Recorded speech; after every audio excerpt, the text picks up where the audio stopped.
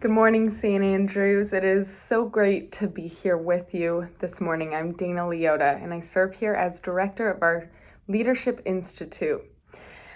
I read a quote recently by M. Robert Mulholland Jr., and it really struck me. His quote was this. He said, "In reality, however, the image of Christ is the fulfillment of the deepest hungers of the human heart for wholeness."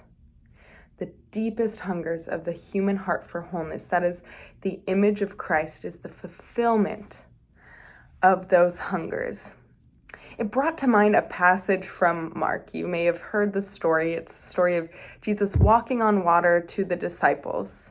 He had sent them off in a boat in the Sea of Galilee, and he had spent some time alone. And then early in the morning, before the break of dawn, he walked towards them.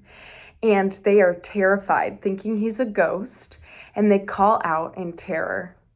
And Jesus says to them, "Take courage, it is I, don't be afraid." He climbs into the boat with them, everything calms down. There's this interesting transition in the story for the disciples from this moment of terror to suddenly everything is comforted, everything is calmed. Their perception of Jesus was so different than the reality. They had been seeing him out of this place of fear rather than out of this place of expectance to be healed and comforted by him, which is what we know over and over Christ delivered on in his time on earth through the Gospels, constantly healing and comforting people. And so going back to this quote, the image of Christ is the fulfillment of the deepest hungers of the human heart for wholeness. I want us to consider today what our perception of Christ is built off of. Do we build it out of fears that we have in our lives, maybe even expectation that Christ will fulfill or overcome or conquer those fears?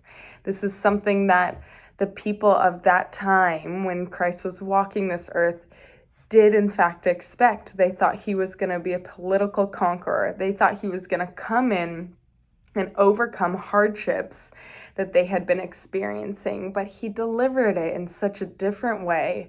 And in fact, I think in a much more intimate, personal way. In the depths of our hearts, we desire wholeness. We have a hunger for wholeness. Are you connecting that hunger to your relationship with Christ?